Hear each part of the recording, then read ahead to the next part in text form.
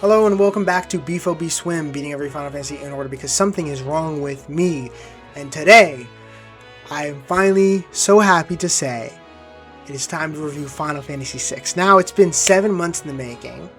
I started this game, checking it, December 12th, 2025. Today is July 30th, 2026. I beat it on July 29th, 2026. That is 7 months. And now something got in the way with that pesky degree. This is just very annoying for Final Fantasy VI.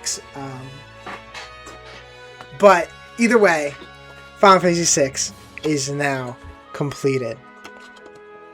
So this game released, let me find it, April 2nd, 1994 for the Super Nintendo. This is a Japanese card over here. To crazy praise. It eventually released in North America under the name Final Fantasy III, with Final Fantasy IV being Final Fantasy II and Final Fantasy I being Final Fantasy I. And you catch my drift. Everyone knows this. Why am I even talking about it? All this to say, I played the Pixel Remaster version that released in 2022, and I played it on this nifty little Switch Pro-Con. And this game is just phenomenal. I won't beat around the bush here. This game is everything an RPG should be. At least what I think, right? It is an RPG, like a turn-based RPG perfected. Okay. Talking about the gameplay first, right? The previous game, if we're keeping track of the rankings. Final Fantasy V, I gave a 9 out of 10. Right? It's actually coming up on a year since I've beaten that game. And I said previously that it is giving me, it's making me reformat how I think I like games. So currently, I think I like story more than I like gameplay.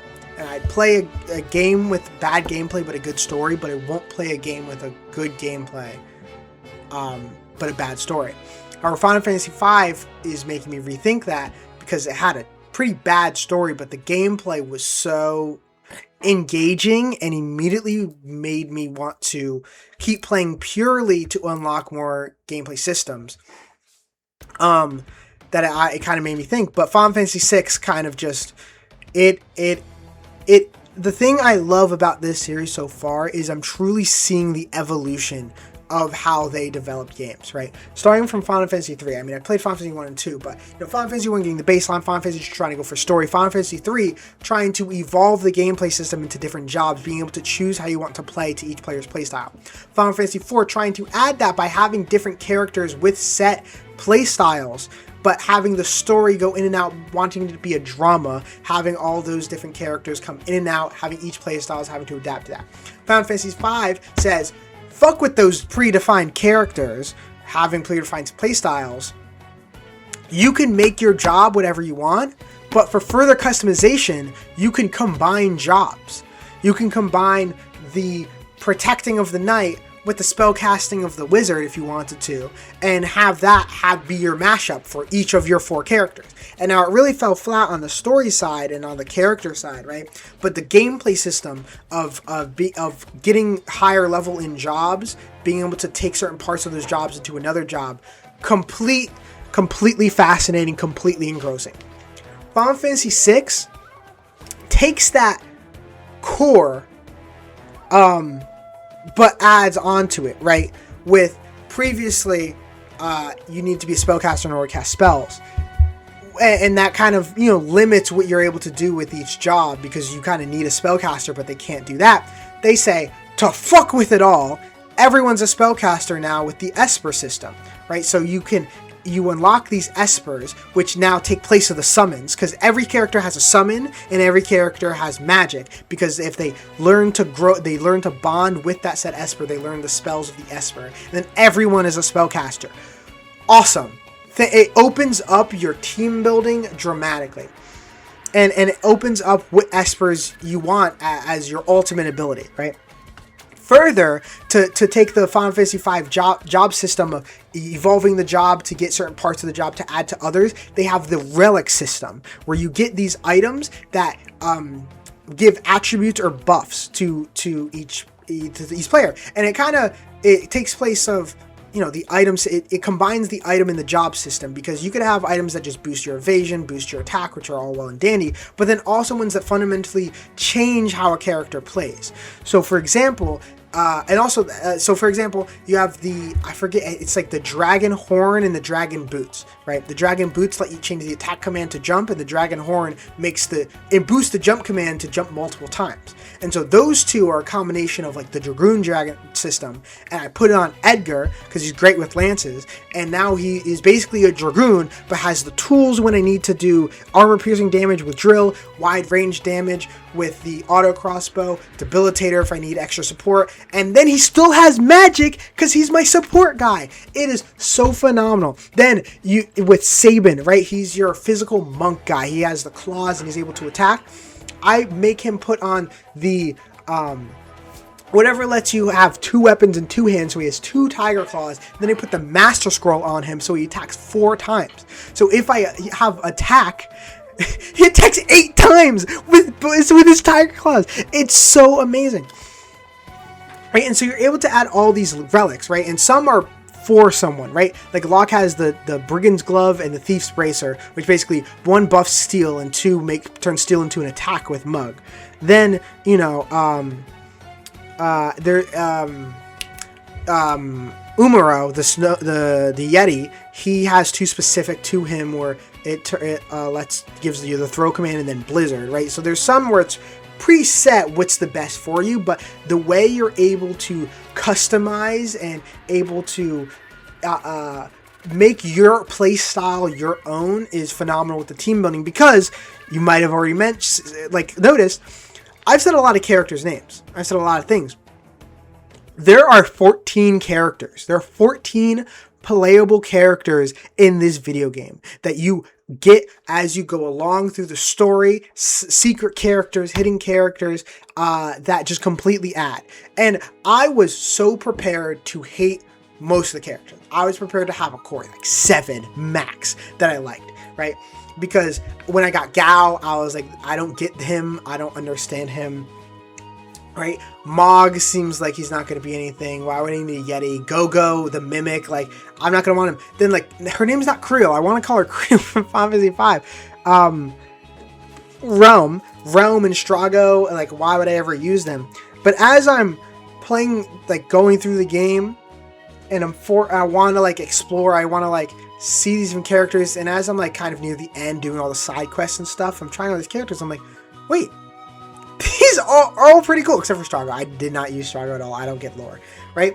But Gao, I thought he was like, there's so many like different rages, but then if you find you're like 3 or 2, Cat Scratch. I mean, like, come on, guys, Cat Scratch is amazing. He immediately becomes a powerhouse.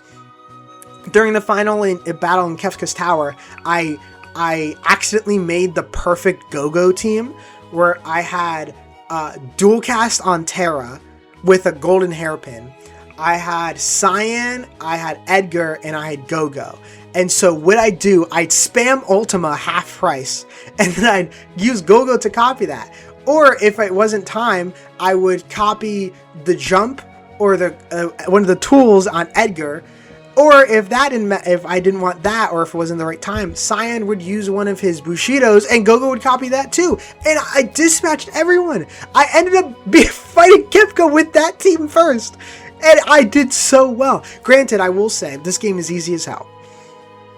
I was over leveled because I was trying to do a whole bunch of side quests, and I really, really wanted to get an extra ribbon or golden hairpin, an extra ribbon from the Bronchiosaur and Dinosaur Forest near the end. So I grinded there for hours, and I never found a single fucking one. Anyway, RNG sucks. The gameplay system was mesmerizing from the second you find out about the relics to when you get the espers, wanting to get all of the magic, get all the espers. Now, it is very frustrating, right? This is an SNES game. A lot of things are hidden and you wouldn't immediately know of. I did have to follow a guide near the end in order to make sure I didn't miss anything, because after I found out that you could just kill Shadow, and I killed Shadow, because to end the first half, you can wait for Shadow or you can leave. And I'm like, why would I wait? The clock is ticking down. And there's no indication that if you wait for him, he's going to show up. I'm like, I'm going to get a game over and have to fight the boss again. But if you wait at the last second he shows up, I wait and then I leave. Whoops. Pause.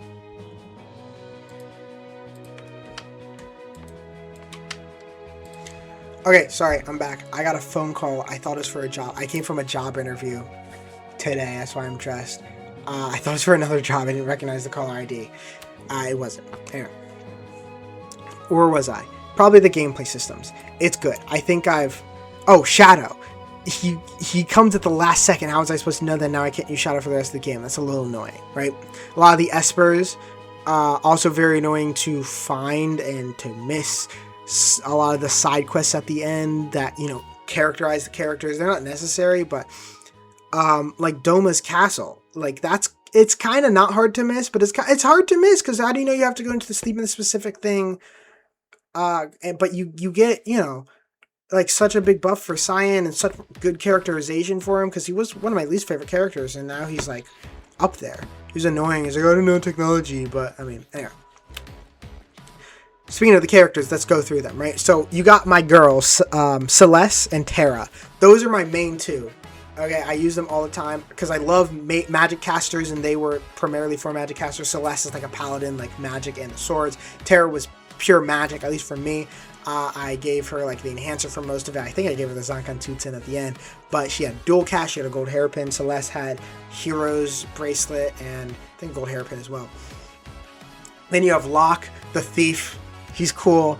I loved his character arc with finding the Phoenix at the end for her to say, it's okay, you can forgive me. Edgar and Sabin, I hated Edgar because he's like that classic womanizer character. But, oh my god, the moment when they said his backstory with the fixed coin, I literally like almost cried and he became one of my favorite characters and I used him all the time.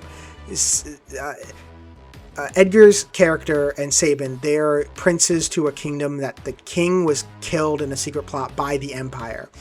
And they had to decide who was going to rule. And neither of them wanted to rule. They wanted to fight the Empire. They wanted to live on their own.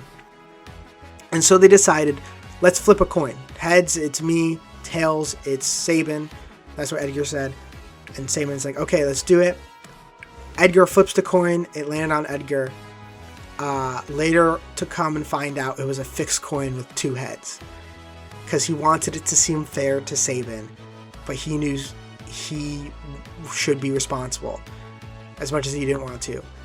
And that is so cool. That is so baller. Sabin also master monk, trained in the forest, so he could be strong enough to come back and defeat the Empire and help his brother, but he knew he needed to be stronger because he was weak when it happened. Wonderful, right? Then we get to Cyan, who was king of a kingdom that was poisoned, absolute terrible war crime by the Empire, only survivor, and blamed himself because he wasn't strong enough to help her there, and swore to defeat the Empire. Then there's Setzer. Don't like Setzer. He's a cool gambler guy, but he's a womanizer and he's annoying about it.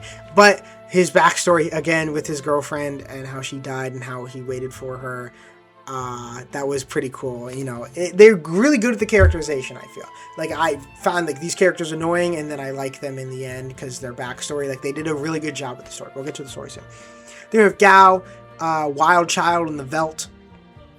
I found him kind of annoying to play, but then when I learned what rage was and I tried to get the rages, I was like, okay, I like this guy, he's kind of cool. Go-Go, the mime, he's so annoying to find, by the way. How am I supposed to know you need to be swallowed by the enemy, which kills you, by the way? Am I supposed to know you need to do that in order to get the mimic? It's very annoying. He's like a nothing character, got him really late. Mog helps you in the beginning, he's kind of cool. I didn't get the dances, and I was like, he suck, I only have one dance. The dance changes like in the area, and then I started getting more dances during the final like tower, and I'm like, oh shit. Then, who am I missing? I'm gonna look up Final Fantasy VI characters. Shadow's kind of cool. I mean, he's like, I wish I probably would have learned more about him as it went on, but he died. It's cool that he has this dog. Yeah, okay, so Realm. really cool. Realm and Strago, they're kind of lame on the characterization front. They're really cool, like how you find them, like in this town that is, ancient, like descendants of mages that are really weak. And Realm is one of the strongest mages in the game, Strago, and can control characters, but it's a little weird. Strago has like lore, which is like uses other like enemies' moves instead of like their magic. I did not want to bother with the lore, so I didn't use Strago at all. He's very underleveled. Realm, eventually, I kind of got up after I learned that she was like a really good magic user. But their characterization, they fell a little flat for me. I liked the like daughter-grandpa dynamic they had, like especially near the end of like Strago's getting old and Realm is like really coming into her own. And then Strago's kind of getting over his like cowardice of like being in hiding and like not letting these whippersnappers like one up you. It was really good. Umaro. Really, as soon as I got him and I learned like he was like berserk but like good, I was like, I want to use him. I loved him, but he was like, I already had my play styles at that point, so I didn't want to like I wasn't able to use him that much. But getting to the story, the final battle where you have the three parties, right? So let's get into the story. The story starts off. The Empire is like ruling and they're ever controlling, and they're trying to get these espers. They're trying to get to gain magic power because it's a world pretty much without magic. Like you can't use magic because magic went extinct during the War of the Espers a long time ago, right? And the Empire is secretly trying to build mages to control the world. And so where we start is that there's a group, the Returners, trying to defeat the Empire. We start in Narsh, right, where Terra, we don't know who she is. She is being controlled. She gets freed and now is one of the essential key players in the Returners who are trying to defeat the Empire. You go from place to place recruiting people to the Returners. The Returners kind of have a setback, but then they get back when they meet Edgar and Sabin. And they're going around trying to recruit people and trying to invade the Empire, right? Eventually, near the end of the first world, they get to the tower. All the Espers invade the world accidentally, like we accidentally let them through, and they use the power of the Warring Triad in order to bring magic back into the world. And Kefka, the second in command to the Emperor, betrays the Emperor in pursuit of power, and destroys the entire world. And this is the Final Fantasy moment of Final Fantasy VI. The world is destroyed, and you are now left alone as Celeste on a random island. And as you leave that island finally, by saving or killing Cid, the world is completely new and destroyed, and you are now alone and have to re-find your friends. This is an amazing Final Fantasy moment. This is... In the ranking of Final Fantasy moments, right, I think this is second. Final Fantasy 3 was phenomenal. But this, like, having, like, the first half of the game, like 10, 12, 15 hours or however long it is, right? You're getting all these friends and you think you're finally going to defeat Kefka. He defeats you and now you're left alone. And now instead of gather the band... find your friends in order to defeat the Empire. It's get the gang back together. Like you're scattered across the globe after years. Many people have given up on defeating the Emperor because now he has ultimate magic control over the entire world. Like the music, oh my god, the music in the World of Balance is like so hopeful. Like we're gonna defeat the Emperor. Then in the beginning of the World of Ruin, it is desolate. It is this harmonic chords, dun, dun, dun, dun. It sounds like a death crawl. It sounds like it's hopeless. But as you persist on and you get more and more friends, after you get, I think, the Falcon, the music changes. It changes to be a little more hopeful. It changes to, it still feels hopeless, but there is more hope. And then as you finally reconnect all the friends, I think it's after you reconnect with Locke and you're like, we could do this.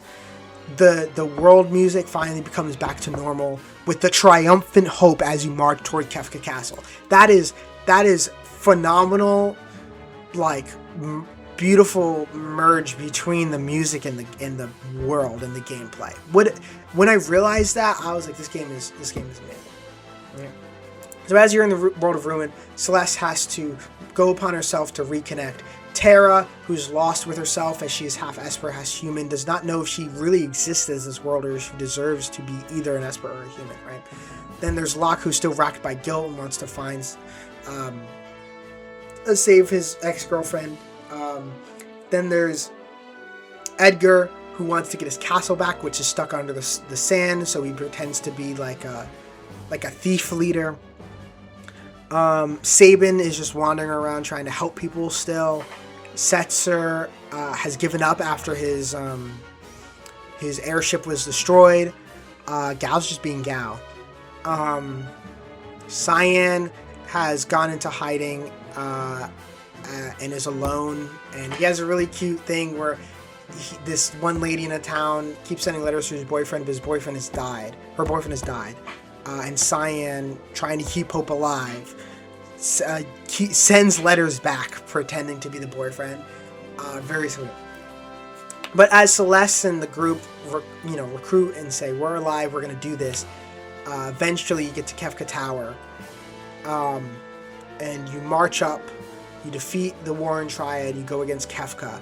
And the final boss, oh my god, stunning. As it's a giant statue of like frozen espers, and as you beat like 3 and then 4 and then 2, the screen crawls up until you find the Kefka at the very top for the final battle. Absolute fucking cinema this final battle is. It's just as good as the final battle as Final Fantasy IV, I want to say. Just as it's really good. I love this final battle. I think it's my favorite final battle. It's definitely my favorite battle. Kefka as a villain too is pretty like, I'm evil. But it's still good. There's not much nuance. I mean, you don't need nuance in a game from 1994. Like the gameplay, the story's good. Like for the villain, like just fucking kill him. But he's very easily hated, and I like that. Final Fantasy V tried to, do some like, oh, the villain's not actually the villain with Golbez. He was being controlled. But Final Fantasy VI plays it straight, and I think it's to its behoovement. Terra as one of the main protagonists. I mean, there's like 3 main protagonists: Terra, Celeste, and Locke. I feel like they kind of set up to be the main protagonists. Terra's character arc of like figuring out what love is, because she doesn't know what it is because her whole life has been kind of like mind controlled. Now she's finally a real person. Does she exist in this world? Celeste reconciling with her guilt of working for the Empire, being kind of genetically modified and choosing her own path. Locke forgiving himself and choosing to move on from his past. All really amazing. It has a really nice found family kind of aspect to the whole thing that I really appreciate. And now my favorite part about the gameplay, going back to the gameplay now that you talked about the characters, is how it plays with this large character roster. Because as you're finding like in the world of balance, a lot of times these characters get separated and they go on their own arcs. Like I remember, for example, when you're trying to get Baron away from the incoming Empire invasion, Sabin gets lost, and now there's 2 different paths you could take. You can go with Terra, Edgar, and Baron with the Returners, or you can go Sabin trying to find his way back. And both those paths, because there's so many characters, they find more characters. Like Sabin then encounters Cyan and Gao, and then they eventually make their way back to everyone. Then like Locke, Edgar, and Terra, they make their way and they have their journey, and it really feels like this grand epic story as the paths diverge and then come together. Because when they tried to do multiple characters in Final Fantasy IV, you always had to follow the main character. What was his name? Why can't I remember his name?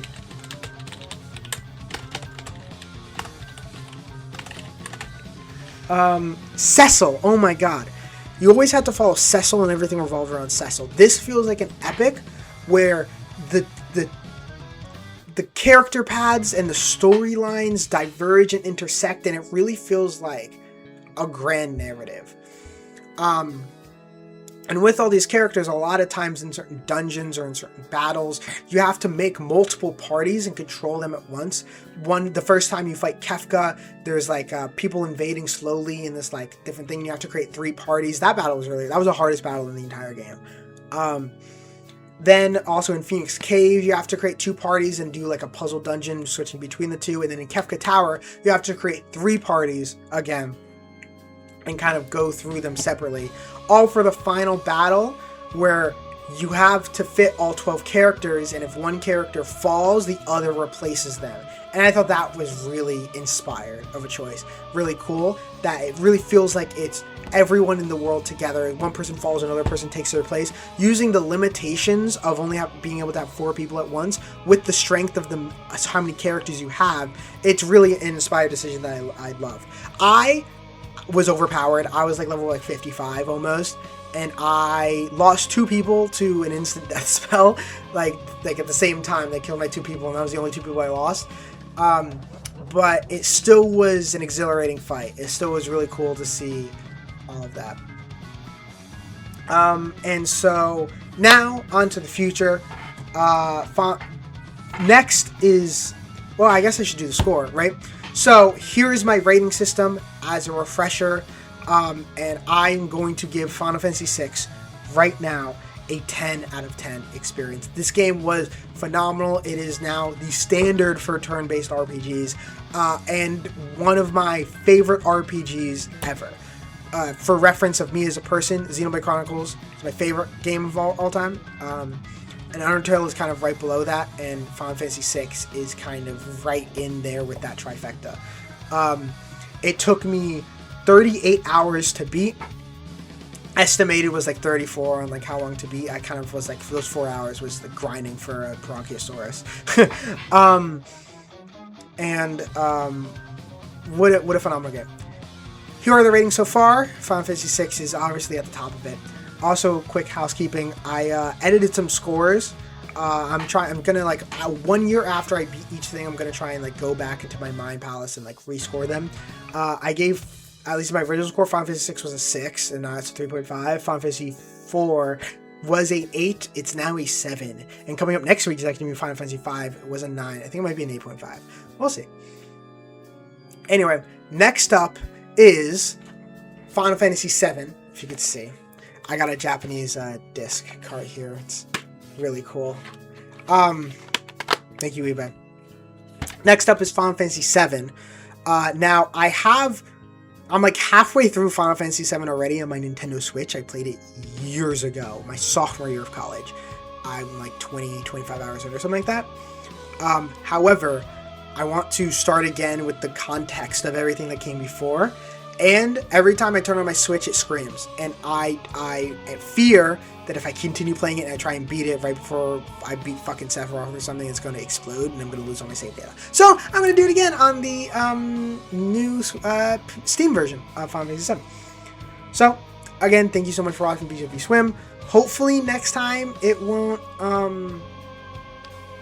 take so long, 7 months, to beat this game.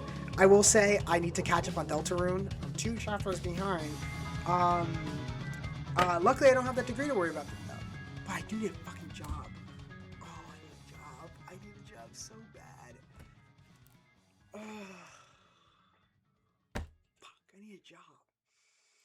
Till next time.